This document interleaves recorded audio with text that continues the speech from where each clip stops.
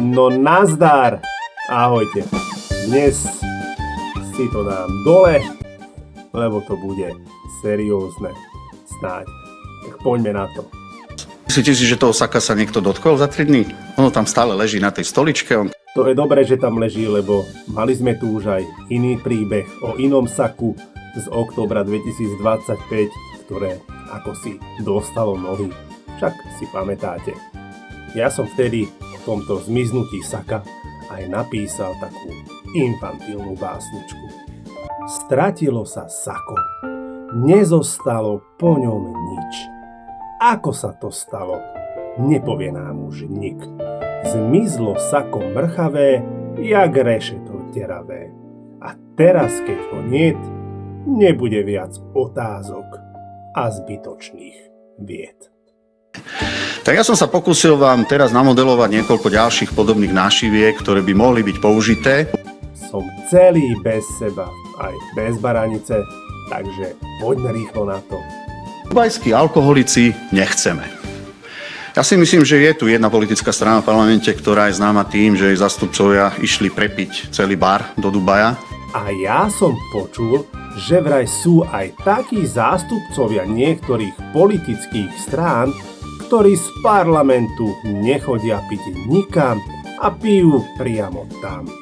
Tak by sa snáď zišla aj nášivka Parlamentní alkoholici nechceme.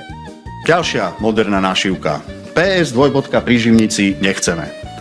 Samozrejme pod PS-kou nemajte na mysli teraz stranu Progresívne Slovensko. To je postscriptum, skrátka, s dvojbodkou a určite oni nie sú príživníci, takže tak zaiste by sa touto nášivkou asi necítili dotknutí. Podľa mňa by úplne v pohode sedeli v tom pléne a nemali by žiaden problém. PS2.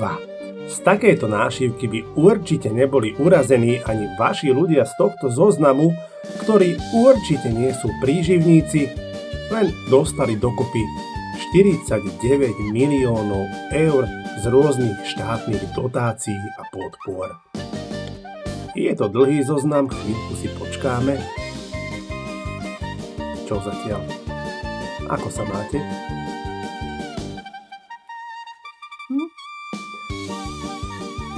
Ja som v pohodičke. Len nemám toľko času. Musím mi spracovať. A, už je koniec. COVID 20 000 obetí. Mohol by som, ale nebudem to zneužívať, preto sa posunieme ďalej, ale je zrejme, o akú tému ide a o čom by sme mohli s touto našivkou diskutovať. Napríklad o tomto. Preto si myslím, že nechajme každého, nech má svoj vlastný názor na pandémiu. Opakujem ešte raz. Je to prehnané, čo sa šíri vo verejnosti, alebo čo šíria médiá, to si aj ja myslím. Rúška si dajte dole! Nenechajte sa mučiť ešte aj tu! Tisíce ľudí na námestí v Bratislave prišli protestovať proti šialenej vláde Igora Matoviča. Prišli sem napriek tomu, že vláda im tento protest sa pokusila zakázať. V poslednom čase vyjadrenia typu, že občianske protesty tohto typu by politické strany nemali organizovať. A kto ich do psej matere organizoval v roku 2018 proti Smeru sociálna demokracia? Kto ich organizoval proti nám posledných 20 rokov? Vždy to boli politické strany. Takže nesmieme si nechať zobrať základné ľudské právo na zhromažďovanie a prejavovanie svojho. Slovensko hlavne musí byť pripravené na povstanie občanov proti slovenskej vláde, lebo táto vláda si to zaslúži a ja verím, že všetci do tohto povstania pôjdu. Lipšic, Matovič, Heger. Ste vrahovia! Vrahovia! Humusák Hamran! Humusák Hamran! Matovič je Hitler! Matovič je Hitler! Je to americká!